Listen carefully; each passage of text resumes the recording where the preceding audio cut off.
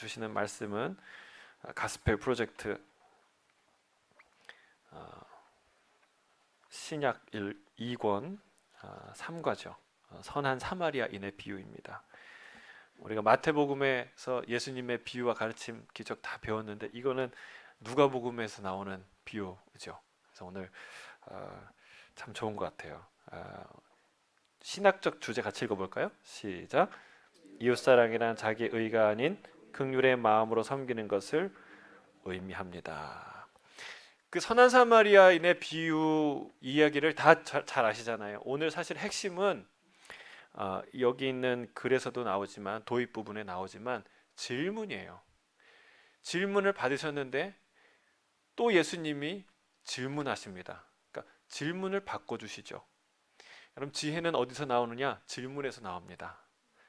질문, 인생이 뭘까? 이런 질문에서 철학이 나오는 것이죠.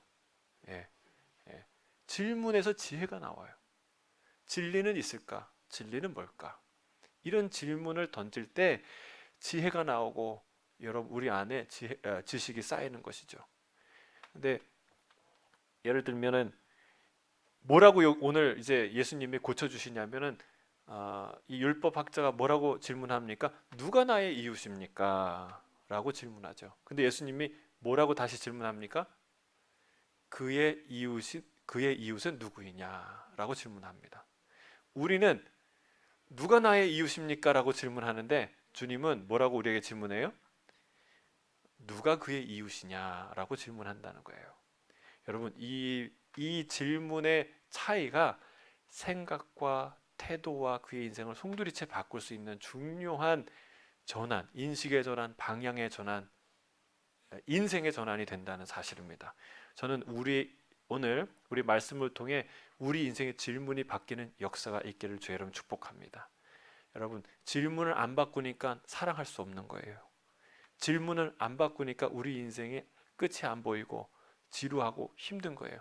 근데 질문을 바꾸면 인생이 재미있고 흥미있고 사랑할 수 있고 도전할 수 있는 그런 인생이 된다는 거예요.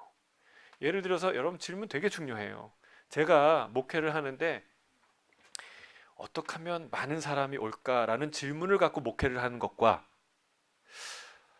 한 사람 한 사람이 어떻게 하면은 예수님 안에서 말씀 안에서 복음 안에서 꾸준히 계속 성장할까 하나님 보시기에 기뻐하는 교회가 될까라고 이제 그런 질문을 갖고 목회를 하는 게 같겠어요 다르겠어요? 질문 다시 할까요? 같을까요 다를까요? 전혀 다르죠. 전혀 달라요. 예. 만약 전자의 이 질문을 갖고 했으면은 물론 제가 물론 말라 죽겠지만 몇 명 나왔는지 뭐 사역이 어떻게 됐는지 여기에 막 내가 신경을 쓰면은 제가 힘들겠지만 프로그램 위주로 가고 강사 위주로 가고 막 인위적인 방법으로 끌고 당기고 그러겠죠. 여러분 그러나 후자 같은 질문을 할 때 꾸준히 우리가 어떻게 되건 중요한 것부터 붙잡는 거죠. 결국 한 사람 한 사람 놓지 않지만 한 사람 한 사람이 기초부터 튼튼히 그리고 견고히 날마다 성장할 수 있는 방법을 타협하지 않고 끝까지 기도하면서 가게 되겠죠. 여러분 질문이 다르면 인생이 바뀌고 방향이 다르고 삶이 달라지는 거예요. 여기서 굉장히 중요한 질문을 합니다. 누가 나의 이웃이냐라는 질문을 하는 인생인데 우리가 주님은 이렇게 살라고 해요. 그의 이웃은 누가 될 것이냐? 이런 질문을 가지고 살라고 주님이 말씀하십니다. 자, 그 질문에 대한 이야기를 오늘 하게 될 텐데 먼저 첫 번째 1번 하나님을 사랑하고 이웃을 사랑하는 것이 율법의 핵심입니다. 그 율법 교사하고 이야기하는데 선한 사마리아인 비유를 예수님이 들어서 말씀하시는 배경이 되는 이야기죠. 그렇죠? 누가복음 10장 25절에서 28절까지의 말씀 우리 같이 읽을까요? 시작. 어떤 율법 교사가 일어나 예수를 시험하여 이르되 선생님 내가 무엇을 하여야 영생을 얻으리이까? 예수께서 이르시되 율법에 무엇이라 기록되었으며 내가 어떻게 읽느냐?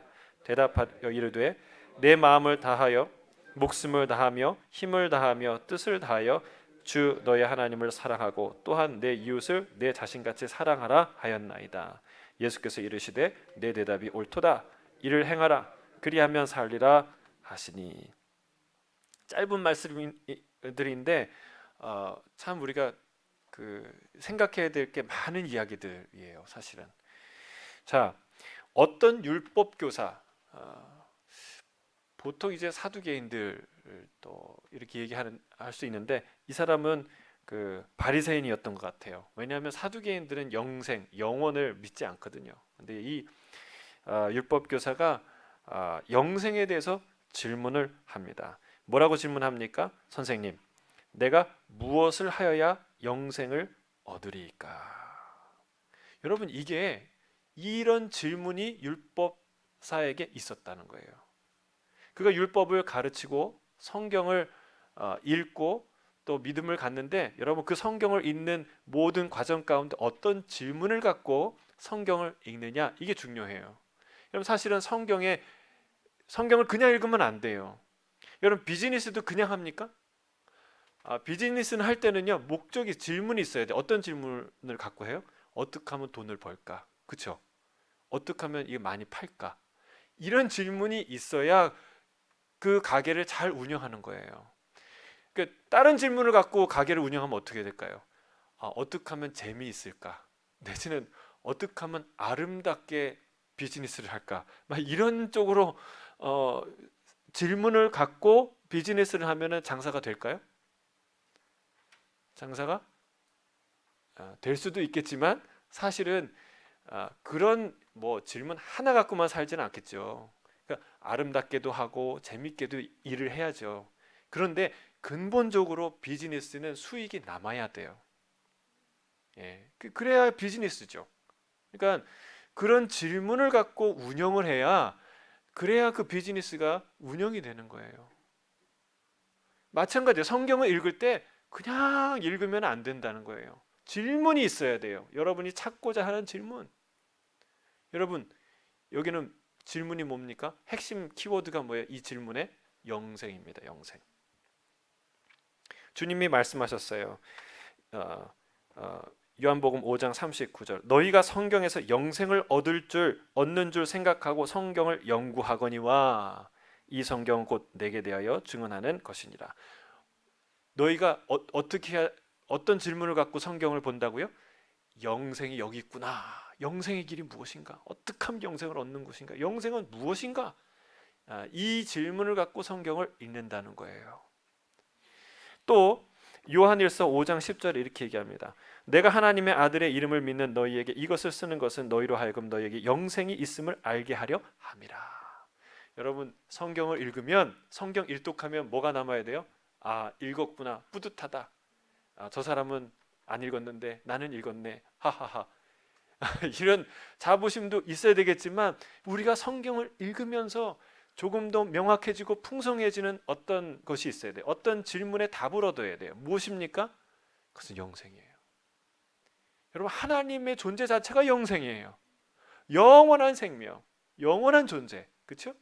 그분을 알아가고 그분에 대한 그림이 그려지고 그분을 소망하게 되고 그 세계가 눈에 펼쳐지는 것, 여러분 그게 성경을 읽는 태도라는 거예요. 그 질문을 가지고 읽어야 됩니다. 적어도 이 율법사는요 아주 탁월한 그 사람인데, 그 사람은 그냥 습관적으로 읽는 게 아니라 이 성경을 팠어요. 어떤 질문을 가지고 여기에 영생이 있는가? 어떻게 영생을 얻을 수 있는가? 영생은 무엇인가? 여러분 우리 더 바이블을 할 때 질문을 갖고 보기를 주의 이름 축복합니다. 어떤 질문이냐면 어떻게 하면 끝까지 읽을까? 이거 말고 그거는 1차적인 질문이고, 여러분 여기에 정말 영생이 있는가? 진짜 보석이 여기에 있는가? 여러분 그런 질문하며 성경을 읽게 되길 바랍니다. 그 질문이 생기면 흥미진진해요. 그 질문을 가져야 돼요. 성경이 얘기하잖아요. 영생이 있음을 알게 하려 합니다. 자, 두 번째, 예수님이 그 질문을 듣고 뭐라고 대답하십니까? 26절이에요. 시작. 예수께서 이르시되 율법이 율법에 무엇이라 기록되었으며 내가 어떻게 읽느냐. 예수님이 능히 이 질문에 답을 할 수 있을까요, 없을까요? 있지요. 예수님의 지혜와 해박한 지식과 이 통달한 언변으로 얼마든지 답할 수 있어요. 얼마든지 가르칠 수 있어요. 얼마든지 새롭게 얘기할 수 있어요. 그런데 예수님이 뭐라고 얘기하냐면 성경에 뭐라고 썼느냐. 성경에. 이게 중요합니다. 저를 따라하겠습니다. 성경에 답이 있습니다. 성경에 길이 있습니다. 성경을 읽어야 삽니다. 여러분 아멘이십니까? 성경에 길이 있다. 예수님이 얼마든지 얘기할 수 있어요.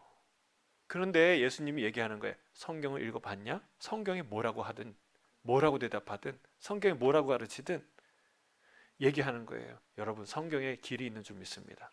성경에 답이 있어요. 성경 읽어야 그걸 발견하고 성경을 읽어야 살게 되는 거예요. 여러분 우리가 아무리 교회 생활 잘하고 착하게 산다고 여러분 그게 다가 아닌 거예요. 여러분 우리의 모든 질문은 어디에서 다 하나님이 답하셨느냐? 성경 안에요. 그래서 우리가요 기도도 하고 뭐 예배도 하고 사역도 하고 선교도 하고 다 해야 되지만 어디서 출발해야 돼요? 말씀. 하나님의 말씀에서 출발해야 돼요. 천지가 하나님의 말씀으로 시작되었듯이 여러분 우리가 암송하잖아요. 하나님 앞과 살아있는 자와 죽은 자를 심판하실 그리스도 예수 앞에서 그가 나타나실 것과 그의 나라를 두고 엄히 명하노니 뭐 하라고요? 말씀을 전파하라. 여러분 이런 준엄한 명령이 세상에 어디 있어요? 교회를 교회되게 하는 것, 우리를 세상과 다르게 하는 것, 우리를 강력하게 하는 것, 우리를 세상이 감당치 못하게 하는 것, 우리 인생에 참으로 놀라운 변화를 주는 능력이 바로 말씀에 있다는 거예요. 그래서 여러분 주님이 얘기하잖아요. 성경에 뭐라고 써 있든 뭐 그냥 주저리 제가 보니까 어떤 어떤 도사님이 그 설법을 하는데 깜짝 놀랐어요. 그 강의를 뭐 10분, 20분, 30분 강의가 그 하도 유명하다고 그래갖고 그 사람 한번 보는데 8천 몇 개 강의가 있는 거예요. 저는 하나도 듣기 힘든데 그냥 계속 주저리 이런저런 쫙 얘기하더라고요. 이런저런 얘기. 여러분 양이 아니라 질입니다. 여러분 1만 대장경, 10만 대장경 여러분 거기에 진리가 있나요? 아니에요. 한마디 누가 하느냐가 달라요. 거기에 진리가 있어요. 성경에 답이 있어요. 여러분 10만 대장경 읽다가 거기서 길을 잃어버려요. 여러분 9만 대장경까지 읽다가 죽으면 어떡해요? 9만 5천 대장경에 거기쯤 진리가 있으면 어떡해요? 아니에요. 하나님은 진리부터 시작해요. 예수 그리스도 십자가. 여러분 정말 하나님은 지혜세요. 하나님 정말 우리를 사랑하세요. 진리를 놓치지 않게 하나님이 진리부터 시작해요. 근데 그 진리가 너무나 깊고 너무나 높고 너무나 광대해요. 성경에 답이 있다는 거예요. 이 조그만 성경을 주신 게 얼마나 감사해요. 여러분 10만 대장경으로 하나님이 우리에게 성경을 주실 수 있어요, 없어요? 주실 수 있어요. 있는 분이에요. 그런데 그렇게 안 하시고 여러분 66권 그것도 압축해서 단 요거 한 권으로 주신 게 얼마나 감사해요. 그런데 이것도 읽기 싫다면 어떻게 되는 겁니까? 영생에 관심이 없다는 뜻이에요. 하나님 마음 두기 싫어한다는 게 여실히 드러나는 거예요. 그래서 우리가 성경 읽을 때 야 이거 성경 읽기 싫다. 암송할 때 야 암송하기 싫다. 그럴 때 뭐 생각해야 돼요? 내가 죄인이구나. 정말 하나님이 이렇게 귀한 말씀을 이렇게 간단하게 이렇게 쉽게 이렇게 자세하게 이렇게 명확하게 우리에게 주셨는데 내가 하나님 말씀 두기를 싫어하는구나. 내가 하나님 말씀 읽기를 싫어하는구나. 뭐 대단한 일을 하는 것처럼 하는구나. 하나님이 대단한 일을 하셨죠. 하나님이 놀라운 일을 하셨죠. 마치 하나님이 나를 괴롭히는 것처럼 여러분 우리가 하나님 괴롭히는 거예요. 여러분 죽는 사람한테 이제 물에 빠져 죽는 사람한테, 배가 빠져서 죽는 사람한테 구명조끼 입으라고, 이거 입으면 산다고 그러는데 그거 입기 싫다고. 누가 괴로울까요? 여러분, 이거 입으면 사는데, 살려야 되는데, 살리려고 왔는데 그거 입기 싫다고 왜 나한테 억지로 하냐고, 나는 안 입을 자유가 있다고 막 이렇게 하는 사람 보면은 얼마나 속이 뒤집히겠어요. 우리가 하나님 괴롭히는 거예요. 근데 하나님 우리 괴롭히는 것처럼 여러분, 성경에 답이 있습니다. 성경에 길이 있어요. 하나님이 우리에게 너무나 친절하게 그 진리의 길을 주셨어요. 그래서 첫 번째, 여러분, 우리의 질문은 어디에 해야 돼요? 성경 앞에서 해야 돼요. 성경 안에서 해야 돼요. 성경을 통해서 해야 돼요. 그럴 때 여러분, 주님이 우리에게 답을 주시고 길을 여시고, 그리고 우리에게 이 놀라운 길로 인도하실 줄로 믿습니다. 이게 이렇게 해서 기도해 보니 어떤 생각이 들드냐 이렇게 질문하지 않았잖아요. 너가 사람들 많이 가르쳐 보니까 무슨 생각이 들드냐 이렇게 얘기하지 않았잖아요. 네가 인생을 살아보니까 넌 어떻게 생각하느냐 이렇게 얘기하지 않았어요. 성경에 뭐라고 써 있더냐, 율법에 뭐라고 써 있더냐. 여러분, 이 질문이 중요한 거예요. 여러분, 무엇보다 성경을 읽는 저와 여러분이 되길 주의 이름 축복합니다. 그 다음 27절 같이 읽겠습니다. 시작. 대답하여 이르되 내 마음을 다하며 목숨을 다하며 힘을 다하며 뜻을 다하여 주 너의 하나님을 사랑하고 또한 내 이웃을 내 자신과 같이 사랑하라 하였나이다. 자, 여기 이 말씀은요 정확한 말씀이죠. 이 사람이 율법학자인데 제대로 성경을 읽고 제대로 율법을 공부했어요. 그렇죠? 이게 사실은 누가 한 얘기예요? 하나님이 하신 얘기지만 예수님이 이 질문을 받았을 때 가르치신 얘기예요. 구약의 율법을, 하나님의 말씀을 두 가지로 요약하면 하나님 사랑, 이웃 사랑. 이게 핵심이라고 얘기했잖아요. 그렇죠? 여러분, 핵심이 빠지면 어떻게 돼요? 여러분, 핵심이 빠지면 예배를 드리는데 예배 핵심이 빠져요. 그게 예배입니까? 안 되죠. 그거 아니에요. 찐빵을 먹는데 안고가 빠졌어요. 안 되죠. 여러분, 핵심은 그 정체성이고 그 전부예요, 사실은요. 이게 성경의 핵심이라고 가르칩니다. 이게 성경이 말하는 거예요. 예수님도 동의하죠. 그러니까 누구나 읽으면은, 주의해서 읽으면, 정확하게 읽으면, 거기에 진리가 있다고 생각하고 질문을 갖고 읽으면 누구나 발견할 수 있는 게 하나님의 뜻이라는 거예요. 그렇죠? 자, 그럼 28절을 주님이 이렇게 대답하세요. 시작. 예수께서 이르시되 내 대답이 옳도다. 이를 행하라 그러면 살리라 하시니. 자, 이 예수님이 한 말씀 중에 핵심 키워드가 뭐예요? 예? 행하라죠. 행하라. 자, 여기 이 얘기들 중에 첫 번째는 영생이 어디 있습니까? 이 질문, 영생이란 키워드. 두 번째, 율법에 뭐라고 기록되어 있느냐, 그렇죠? 이 키워드.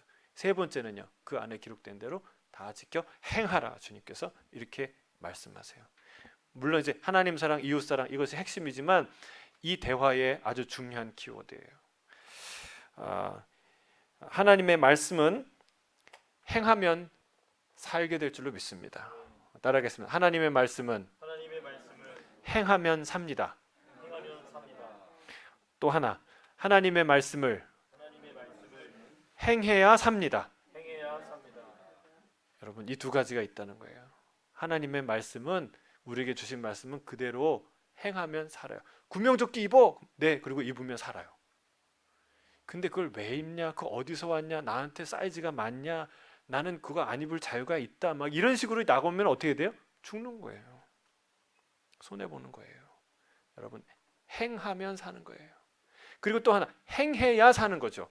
그거, 네, 알았어요. 참 당신은 좋은 분이군요. 나를 사랑하시는 분이군요. 근데 안 입어. 그런 어리석은 사람은 없어요. 하나님의 말씀은 행해야 사는 거예요. 그 말씀을 붙들고 입어야, 그 말씀을 입어야, 순종해야 살게 된다는 사실이에요. 여러분, 주의 말씀을 들을 뿐만 아니라 행하는 자가 되길 주의 이름으로 축복합니다. 자, 여기 보면 또 하나 우리가 묵상하는 것은 예수님의 대답이 심플해요. 그래? 성경에 그렇게 써 있구나. 그래. 그러면 그대로 가서 행해. 그러면 살 거야. 여러분, 대답이 아주 심플하지 않습니까? 예수님이 성경의 말씀 그대로를 말한다는 거예요. 너 이거 무슨 뜻인 줄 알아? 그래서 시작해가지고 장광설을 펼쳐놓지 않는다는 거예요.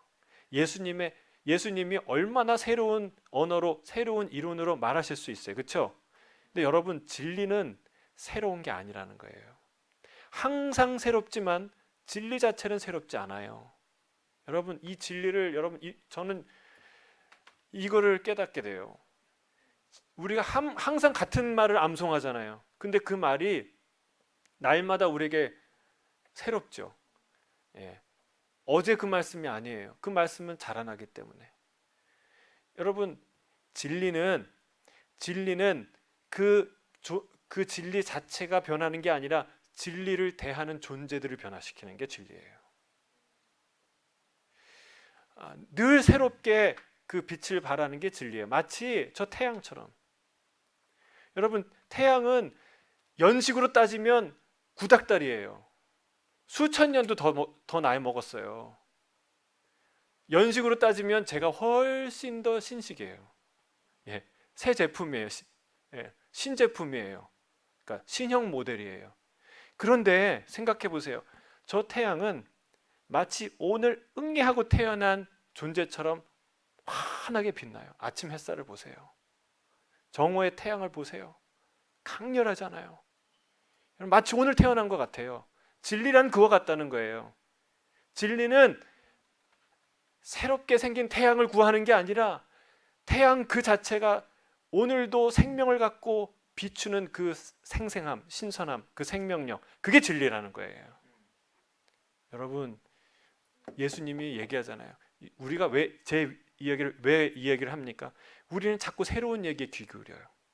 뭐 신선한 얘기 없을까? 뭐 좋은 얘기 없을까? 뭐 쌈박한 얘기가 없을까? 뭐 감동적인 얘기가 없을까? 여러분, 하나님의 말씀이 감동적인 얘기예요. 이 하나님의 말씀은 태양처럼 빛나는 줄 믿습니다. 여러분, 구닥다리라고 무시하는 자는 이 말씀에 의해서 무시를 당할 거예요. 여러분, 태양이 오늘 갓 태어난 것처럼 빛나는 것처럼 하나님의 말씀은 오늘 선포된 것처럼 여러분 빛나게 될 줄로 믿습니다. 그게 하나님 말씀이에요. 예수님이 이 얘기해요. 별 얘기 거기다가 붙이지 않아요. 그 말씀 그대로예요. 그래서 우리가 암송하자는 거예요. 여러분, 정말 저는 여러분이 동의만 한다면 이 저녁에도 그냥 암송했으면 좋겠어요. 1시간 동안 암송하면 우리가 얼마나 좋겠어요. 얼마나 많은 성경을 암송하겠어요. 그 말씀이 살아 움직일 거라는 거예요. 그래서 여러분, 하나님의 말씀을 붙드는 자가 되기를 주 이름 축복합니다. 예수님이 그렇게 심플하게 얘기하셨어요. 거기서 끝났어요. 모든 얘기가 다 끝났어요. 근데 또 하나 이 사람이 자기를 옳게 보이려고 질문합니다. 두 번째, 이웃을 사랑하라는 것은 긍휼을 베풀라는 뜻입니다. 누가복음 우리 10장 29절에서 35절 같이 읽겠습니다. 시작. 그 사람이 자기를 옳게 보이려고 예수께 여짜오되 그러면 내 의주이 누구니까? 예수께서 대답하여 이르시되 어떤 사람이 예루살렘에서 여리고로 내려가다가 강도를 만나매 강도들이 그 옷을 벗기고 때려 거의 죽은 것 버리고 갔더라. 마침 한 제사장이 그 길로 내려가다가 그를 보고 피하여 지나가고 또 이와 같이 한 레위인도 그곳에 이르러 그를 보고 피하여 지나가되 어떤 사마리아 사람은 여행하는 중 거기 이르러 그를 불쌍히 여겨 가까이 가서 기름과 포도주를 그 상처에 붓고 싸매고 자기 짐승에 태워 주막으로 데리고 돌아가서 그 이튿날 그가 데나리온 둘을 내어 주며 이르되 이 사람을 돌보아 주라. 비용이 더 들면 내가 돌아올 때에 갚으리라 하였으니. 자, 네, 그러겠습니다. 아멘. 그리고 이제 돌아갔으면 여기서 끝났을 텐데 저희한테는 감사하죠. 감사하게도 그가 질문했어요. 무슨 질문을 했습니까? 내 이웃이 누구니까? 그런데 이 사람이 순수한 동기로 질문한 것 같진 않아요. 그냥 자문자답이잖아요. 아까도 그랬고 지금도 또 그래요. 제가 보기에는 이 사람이 질문했지만 자기 대답이 있는 거예요. 자기가 주장하고 싶은 게 있을 거예요. 예를 들면 이런 이게 그러니까 그 베드로가 이렇게 고백했잖아요. 지난주 우리가 들은 얘기죠. 몇 번까지 용서해야 됩니까? 7번까지 용서하면 되겠죠. 이렇게 얘기했잖아요. 여러분 그거 얘기할 때 그 베드로는 자기가 기특했을 거예요. 야, 3번까지 용서하는 것도 진짜 힘들잖아. 그 율법을 지키는 것도 어렵잖아요. 그렇죠? 아닙니까? 2번 용서하는 것 이게 불가능한 사람 많아요. 저를 포함해서 똑같은 죄를. 근데 3번까지 하는 것도 참 어려운데 그거를 7번이나 한다니 참 그래 넌 내 수제자 맞다. 참 내 보람이 있다. 너를 보니까 가르친 보람이 있다. 이런 얘기를 들을 이 기대를 가지고 대답하지 않았겠습니까? 이 사람도 그런 기대가 있었을 거예요. 이 사람도 누가 내 이웃입니까? 가난한 자 아닙니까? 병든 자 아닙니까? 고통받는 자 아닙니까? 이렇게까지 얘기하려고 했겠죠. 그런데 여러분 예수님이 그의 생각과 논리와 그 얘기를 완전히 뒤바꾸세요. 완전히 깨뜨리세요. 이런 질문 가지고는 너가 사랑할 수가 없다. 그러니까 사랑이 주제잖아요. 어떻게 이웃을 사랑할 것이냐? 어떻게 하나님을 사랑할 것이냐? 그리고 이웃을 사랑할 것이냐? 이게 이런 질문인데 그런 질문 가지고는 네가 한 사람도 사랑할 수가 제대로 사랑할 수가 없다. 진짜 사랑은 너는 모르는 그러니까 사랑을 모르는 자의 질문이에요. 누가 나의 이웃인가? 예수님이 그 질문을 바꾸세요. 사실 진짜 이 사람이 사랑에 목숨을 걸고 사랑을 하려고 노력했다면 어떻게 질문했어야 될까요? 어떻게 주님께 대답했어야 될까요? 예? 진짜 사랑이 하나님의 명령이라는 것을 알고 사랑할 때 거기에 영생이 우리의 영생의 비밀이 그 안에 있다는 것을 알고 하나님 그걸 기뻐하신다는 걸 알면 거기에 목숨을 걸었으면 사랑하려고 정말 목숨을 건 사람이라면 어떻게 대답했을까요? 여러분 이런 폼나는 대답 안 이 철학적인 이 대답 질문 안 했을 거예요. 예수님, 제가 사랑해 보니까 제 안에 사랑이 없어요. 사랑이 참 어려워요. 뭐가 사랑입니까? 이렇게 물을 수도 있어요. 또 하나는 어떻게 사랑할까요? 내 안에 사랑이 없습니다. 여러분 이렇게 질문해야 맞지 않습니까? 그게 겸손한 우리의 질문이 하나님 앞에서의 질문이에요. 예수님 앞에서. 근데 그가 자기를 옳게 보이려고 베드로처럼 의기양양해서 물어보는 거예요. 누가 자기가 배운 게 있고 가르친 게 있거든요. 예, 여러분 우리 주님 앞에서 그런 의도들 다 내려놓길 바랍니다. 여러분 우리가 주님께 칭찬받으려면 뭘 칭찬받겠어요? 진짜 질문하십시오. 진짜 질문. 진짜 내 영혼의 질문을 주님 앞에서 하시길 주의 이름 축복합니다. 근본적인 질문을 해야 돼요.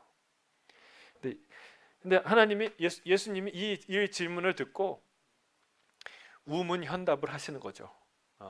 그냥 이렇게 지나갈 수도 있는데 그냥 대충 지나갈 수도 있는데 그렇지 않고 예수님이 이 질문을 가지고 아주 우리에게 금과 옥조 같은 잊을 수 없는 아주 아름다운 비유를 하십니다. 그것은 강도 만난 자의 이웃에 관한 이야기예요.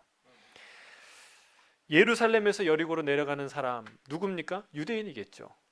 예루살렘에서 내려가니까 그가 강도를 만났어요. 그래서 옷도 벗기고 모든 걸 다 잃어버리고 매맞아서 상처를 받고 길에 버려져 있는 거예요. 근데 그 사람 곁으로 3명이 갑니다. 첫 번째는 제사장이 가죠. 제사장이 뭐 하고 갔겠어요? 그 길을 내려간다는 건 예루살렘에서 같이 여리고로 내려간다는 뜻인데 뭐 하고 갔겠어요? 제사 드리고 갔겠죠. 제사 다 집례하고 자기가 당번이 돼서 왜 제사장들이 이제 순번대로 돌아가면서 그 집례하잖아요. 자기가 제사 드리고 하나님 앞에 거룩히 하고 가겠죠. 그런데 그 예수 드리고 성령 충만한 예를 들면 요즘에 이제 얘기를 하자면 예배 드리고 성령 충만하고 예배 끝나고 돌아가는 길에 강도 만난 자를 보았어요. 근데 어떻게 했습니까? 깜짝 놀라서 그냥 피해서 도망갔어요. 보고 피하여. 또 이와 같이 한 레위인도 그곳에 지나가는데 또 이 사람도 그 강도 만난 자를 보고 피하여 갔습니다. 네, 세 번째 어떤 사마리아인이 등장합니다. 여러분, 이 사람이 주인공이에요.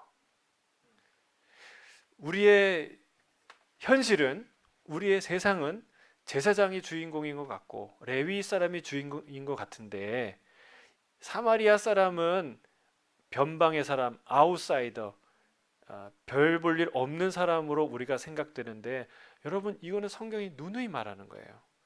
진짜 주인공은, 역사의 주인공은 누구냐? 하나님께서 주목하시는 사람. 하나님께서 주목하시는 사람이 주인공이에요. 그의 역할이 아무리 보잘것없을지라도 하나님이 주목하시는 한 사람, 그 사람이 인생의 주인공이에요. 여기의 주인공은 누구예요? 사마리아인이에요. 여러분, 하나님이, 세상이 주목하는 주인공이 아니라 하나님이 주목하는 주인공이 되길 주의 이름 축복합니다. 여러분, 그게 진짜 주인공이에요. 그게 성공한 인생 아니겠습니까? 길어야 몇십 년인데 이 땅에서 여러분, 우리가 인정받는 게 뭐가 중요하겠어요? 하나님이 주목하시는 한 사람으로 살게 되기를 주의 이름으로 축복합니다. 근데 그가 그 사람을 보고 뭐 했다고요? 긍휼히, 불쌍히 여겼다. 불쌍히 여겼다. 저는 이 시간 주의 이름 축복하는데, 불쌍히 여기는 마음, 긍휼히 여기는 마음이 임하기를 주의 이름 축복합니다. 근데 이 마음이 어떻게 임하느냐? 예수님이 그 비결을 이제 그 다음에 얘기를 해주세요. 자, 그가 불쌍히 여겨서 가까이 갔대요. 여러분, 우리가 강도 만난 자를 어떻게 해야 돼요? 보고 불쌍히만 여기면 안 돼요. 가까이 가야 돼요. 그리고 그 다음에 어떻게 합니까? 그 상처를 싸매주는 거예요. 싸매줘야 돼요. 그 다음에 어떻게 합니까? 자기 짐승에 태워서 주막에 가서 안전한 곳에 데려가서 돌봅니다. 여러분, 그를 안전하게 도와줘야 돼요. 그리고 35절에 그 이튿날 그가 주막 주인에게 데나리온 2를 내어주면서 뭐라고 얘기합니까? 이 사람을 잘 돌봐주라. 내가 이제 가는데 잘 돌봐주라. 비용이 더 들면 내가 돌아올 때 갚으리라. 이 얘기가요, 사실은 이 선한 사마리아 이 사람이 예수님과 같다라는 것을 우리가 생각할 수 있어요. 조금 더 깊이 묵상하면. 자, 오늘 그 본문에도 그렇게 교재에도 그런 말이 나오는데 38쪽에 밑에 마지막 네 번째 줄, 놀랍게도 한번 읽어주시겠습니까? 놀랍게도 부상당한 유대인을 보살피기 위해 멈춘 사람은 사마리아인이었습니다. 예수님 시대의 유대인들은 종교와 민족적 이유 때문에 사마리아인들을 경멸했습니다. 사마리아인이 그 이야기의 주인공이 되고 민족과 문화의 경계를 넘는 장본이 된다는 것은 당시의 무리를 빚을 만한 이야기였습니다.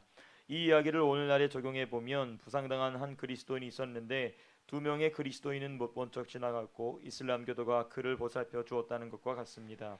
또 미국 노예 시대의 남부 중심가에서 고통스러워하는 한 백인을 지나가던 흑인 노예가 보살펴 준 것과도 같습니다. 이 비유는 도전적으로 들리지만 새로운 시각과 상상력을 열어줍니다. 그리고 많은 질문을 야기합니다. 왜 사람들은 심지어 종교 지도자들까지도 마땅히 베풀어야 할 긍휼을 베풀지 못하는가? 긍휼이란 무엇인가? 다른 사람들의 안녕을 위해 우리는 어떻게 긍휼을 베풀고 얼마나 책임감을 느껴야 하는가? 네, 이게 상당히 그 당시에는 충격적인 그런 이야기라는 거예요. 마치 강도 만난 백인을 지나가는 흑인 노예가 보살펴줬다는 그 얘기처럼 충격적인 일이라는 사실이에요. 자, 예수님에 관한 얘기는 그 다음에 있습니다. 세 번째, 예수님께 받은 긍휼을 다른 사람에게도 베풀어야 합니다. 우리 36절, 37절 같이 읽겠습니다. 시작. 내 생각에는 이 세 사람 중에 누가 강도 만난 자의 이웃이 되겠느냐? 이르되 자비를 베푼 자니이다. 예수께서 이르시되 가서 너도 이와 같이 하라 하시니라. 자, 오늘 본문의 핵심이 나왔어요. 율법 학자가 나의 이웃이 누구입니까? 라고 물었는데 예수님은 그의 이웃은 누구냐라고 되묻습니다. 여러분, 뭐가 바뀐 걸까요? 도대체 이 두 질문의 차이가 무엇인가요? 여러분, 중심이 이동했다는 거 느껴지세요? 나의 이웃은 어디까지냐 범위를 내가 중심에 있어요. 어디까지가 내 이웃이라고 인정해야 되고 내 사랑의 손을 뻗어야 되고 펼쳐야 되는가? 이게 우리 보통 사람들의 생각관념이에요. 우리는 이런 식으로 사랑을 해요. 예, 어디까지 일곱 번까지 용서할 것인지, 8번까지 할 것인지, 이 사람까지 할 것인지, 저 사람까지 할 것인지, 이런 관념으로 우리는 사랑을 한다는 거예요. 내 주위에 있는 내 중심에 서서, 여전히 내가 중심에 서서. 제사장이나 레위인들도 같은 태도인 거죠. 그 사람을 지나가면서 나에게 무엇이 돌아올 건가를 생각했어요. 항상. 예, 그 사람의 입장에 생각한 게 아니라 나한테 무엇가 돌아올 것인가 늘 생각하는 기본적인 입장이 있었기 때문에 그 선을 넘어서지 못하는 거예요. 범위를 넘어서지 못하는 거예요. 자기 한계들을 넘어서지 못하는 거예요. 그런데 여기에 보면 그의 이웃은 누구냐라는 질문을 할 때 우리는 어디에 가 있어요? 우리는 강도 만난 자의 중심으로 가서 생각하게 돼요. 그렇죠? 그 사람의 이웃은 누구일까? 누가 고마워할까? 그 강도 만난 자의 현장에서 그 손을 뻗어서 정말 자기의 아픔을 위로해주고 감싸주는 그 한 사람이 얼마나 기다려졌을까? 예. 그게 누구일까? 누가 그 사람의 이웃이 되어줄 수 있을까? 이런 질문을 하게 되지 않습니까? 여러분, 이런 변화가 굉장히 중요하다는 거예요. 사랑에 있어서. 그러니까 사랑의 대상, 누가 나의 사랑의 대상이냐라는 질문을 예수님이 바꿨었어요. 어떻게 사랑할 것이냐의 문제로 그 질문을 바꾼 거예요. 여러분, 내가 그의 입장 안에 들어가지 않고는 우리는 절대로 사랑할 수 없습니다.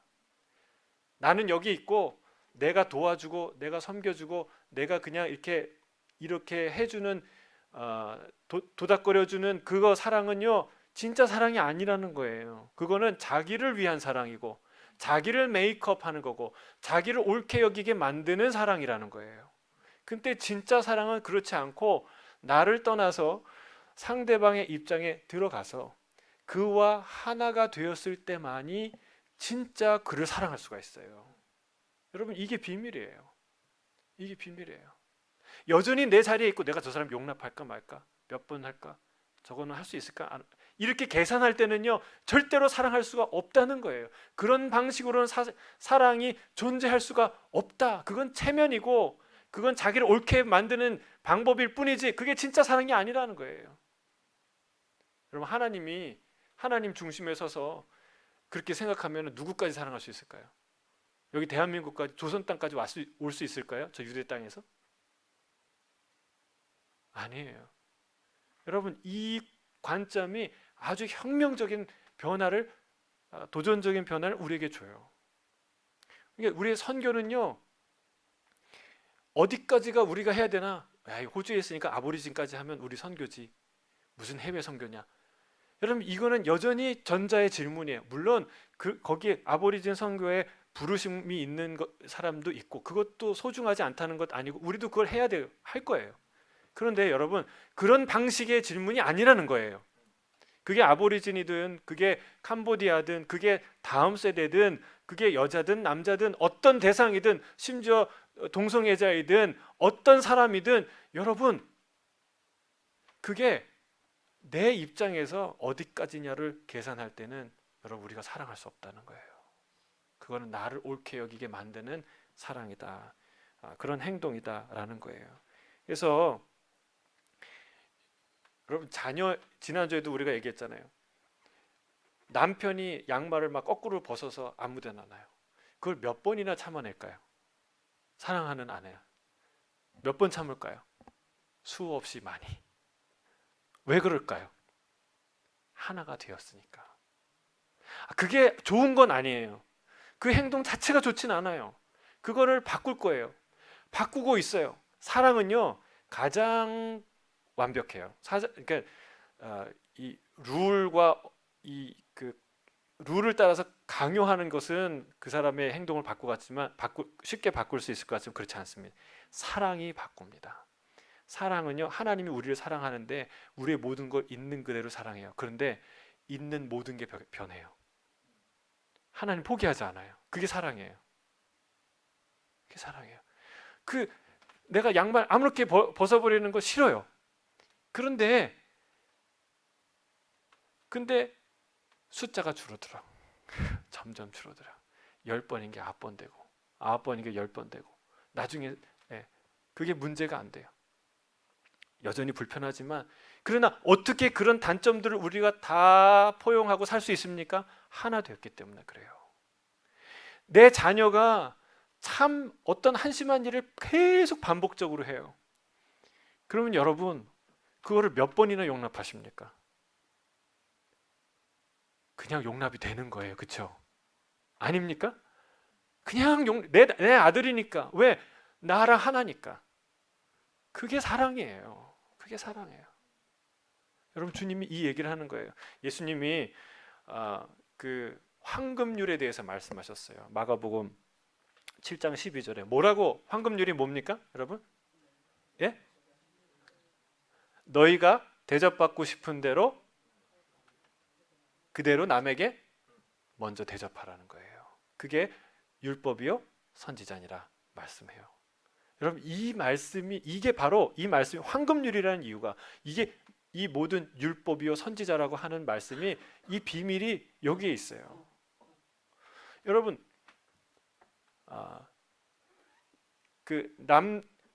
이게 그 사람이 대접받고 싶은 대로 너도 대접받으라 이런 말 하지 않아요. 네가 대접받고 싶은 대로 남에게 대접하라. 그렇죠? 이게 무슨 말입니까? 내가 그의 입장에서 내가 뭐를 대접받고 싶을까? 내가 어떻게 다뤄줘야 될까? 내가 저 사람의 입장이라면 내가 뭐를 원할까? 이런 생각을 하라는 거예요. 그대로 그에게 하라는 것이죠. 여러분 이렇게 할 때 사랑이 이 땅에 존재해요. 내가 원하는 걸 다 설명해서 당신 이렇게 해, 앞으로 이렇게 해줘. 이러면 세상에 사랑이 존재하나요? 아니에요. 신기해요. 나는 이걸 정말 받고 싶어요. 근데 아무도 안 해줘요.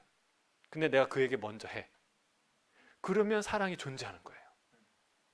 희한하죠? 모르셨죠? 단순한 논리인데 근데 이게 잘 안 돼요. 그렇죠? 여러분 이게 황금률이에요. 내가 받고 싶은 대로 그 사람 여러분 내가 강도가 만났어요. 내가 다 뺏겼어요. 맞아서 칼로 찔려서 피를 철철 흘리고 있어요. 여러분 그런 상황이면 뭐를 원할까요? 내가 그런 입장이면 어떤 대접을 원할까요? 예? 이 선한 사마리아인과 같은 대접을 원하는 거예요. 내가 그걸 원하지 않아요. 이 선한 사마리아인은 그렇게 하는 것이죠. 왜? 내가 어느 정도까지 사랑할 수 있을까? 내가 어느 정도까지 저 사람 도와줄 수 있을까라고 생각하지 않고 그 사람의 입장에서 뭐가 필요할까? 누가 도대체 저 사람의 이웃이 되어줄 수 있을까? 얼마나 힘들까? 여러분 이 생각을 했기 때문에 그가 그 선을 넘어설 수 있는 거예요. 자기를 무시했던 유대인, 사마리아인들을 개처럼 여겼다는 유대인, 그 유대인이지만 그에게 이웃이 되어주고 그를 싸매어주고 그를 회복하게 할 수 있었다는 사실입니다. 여러분 질문이 바뀌어야 돼요. 내가 누구까지 사랑할 것인가? 얼마만큼 사랑할 것인가가 아니에요. 그게 사랑의 그 원동력이 아니에요. 그거는 자기 인격 수양하는 거예요. 그렇죠? 그리고 자기를 옳게 만드는 방법 중에 하나예요. 내가 어디까지 하겠다. 내가 여기까지 사랑할 수 있지. 이게 이런 방식이 아니라는 거예요. 방식은 이거예요. 그는 어떤 이웃을 원할까? 어떤 사람이 그의 이웃이 되어줄 수 있을까? 여러분 이 질문을 할 때 우리가 비로소 그를 사랑할 수 있고 그게 진짜 이 땅에 사랑이 존재하기 시작한다는 사실입니다. 여러분 이 사랑이 누구의 사랑이에요? 예수 그리스도의 사랑이에요. 정말 예수 그리스도. 여기 40쪽 밑에 읽어보겠습니다. 몇 세기가. 몇 세기가 지난 뒤에야 성경 독자들은 선한 사마리아인의 이야기가 바로 예수님에 관한 알레고리임을 깨달았습니다. 그러나 이 비유를 알레고리로만 읽고 해석하면 그 문학 형식과 맥락을 무시하는 셈이 됩니다. 누가는 예수님이야말로 우리에게 긍휼을 베풀기 위해 오셔서 막대한 대가를 치르신 분이라는 암시를 이 비유 속에 담았을 가능성이 높습니다. 예수님은 우리가 속수무책으로 쓰러져 있을 때 우리의 안녕을 위한 대가를 치르시고 긍휼을 베풀어 주신 위대한 사마리아인이셨습니다. 자, 이 이야기가 그러니까 알레고리라는 거는 일종의 비유죠. 한 풍유법이라는데 예수님이 자기의 사역을 나타내고 설명하기 위해서 이런 비유를 만들었고 일부러 썼다라는 식으로 이제 해석을 하는 거예요. 근데 그거는 무리한 해석이죠. 사실 우리에게 주고자 하는 이 나름대로 선한 사마리아인의 사랑의 방법에 대한 어떤 메시지가 도전히 우리에게 있어요. 그러나 동시에 진짜로 이 이야기는 예수님에 관한 이야기라는 사실을 우리가 알 수 있어요. 두 가지 의미가 그 안에 이중적으로 겹쳐 있어요. 제가 읽으면서 진짜 예수님 얘기구나. 여러분 뭘 볼 때 예수님 이야기가 느껴져요? 이 비유에서? 어떤 부분이 예수님 같아요? 예? 그렇죠. 내가 돌아오리라. 내가 지금은 일이 있어서 가지만 내가 돌아올 거야. 그때는 내가 갚아줄 거야. 여러분 이게 예수님의 재림과 그리고 심판과 상급에 관한 이야기 정확하게 일치하지 않습니까? 예수님이 나 다시 올 거야. 다시 올 거야. 또 뭐가 있을까요? 예?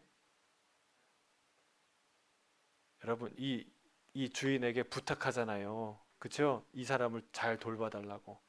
여러분 주님이 우리에게 뭘 부탁하셨어요? 세상 끝까지 가서 복음을 전하라고.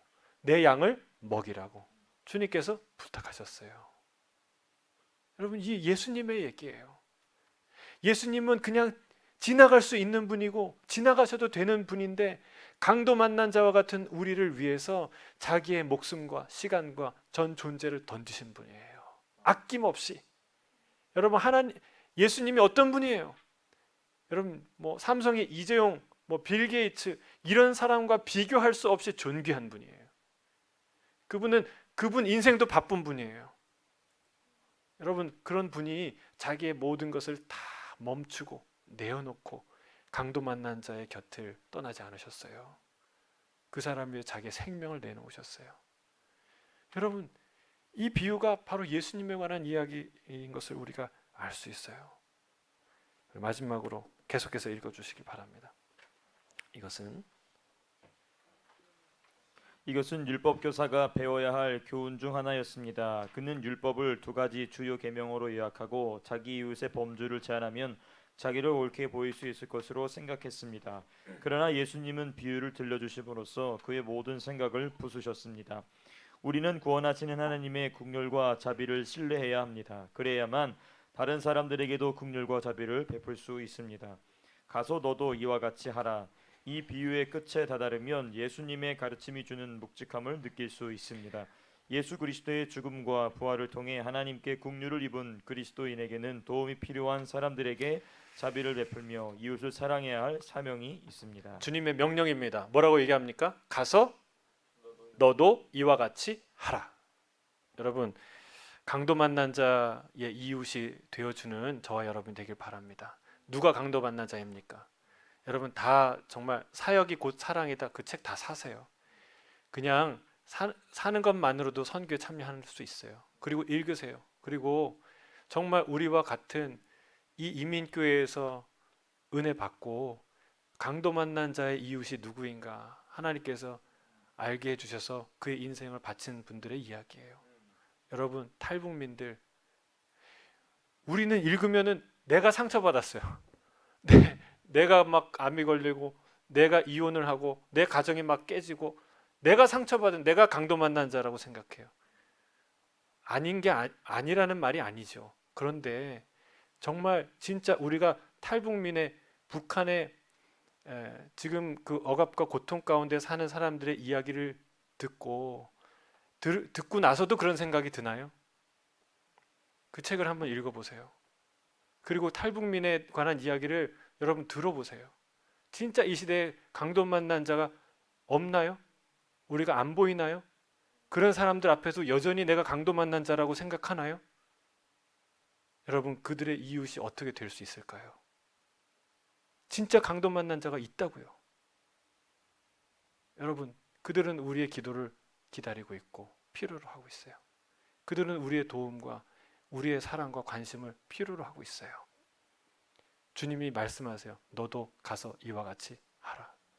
저는 우리 교회가 정말 이런 사람들 알게 모르게 잘 섬기는, 우리 헌금과 재정을 그런 데 써야 되지 않겠습니까?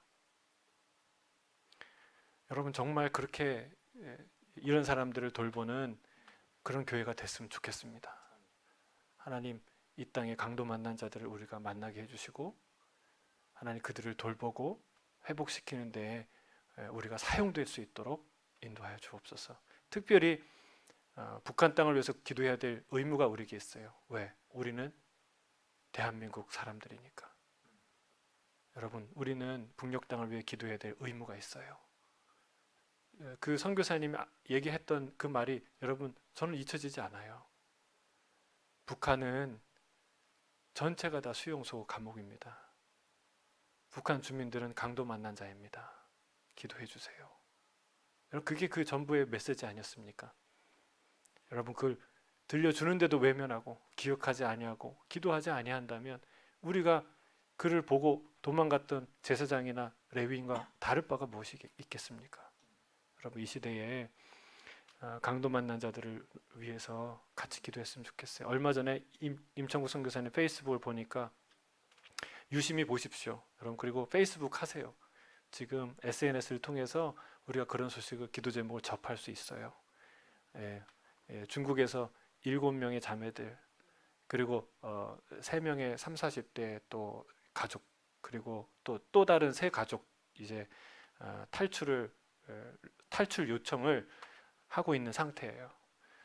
그들이 잘 할 수 있도록 정말 목숨을 걸고 걸어가는 그 길이에요. 하나님께서 지켜주시고 그 과정에서 하나님 만나서 진짜 생명을 얻을 수 있도록. 남한에 오는 게 생명이 아니에요.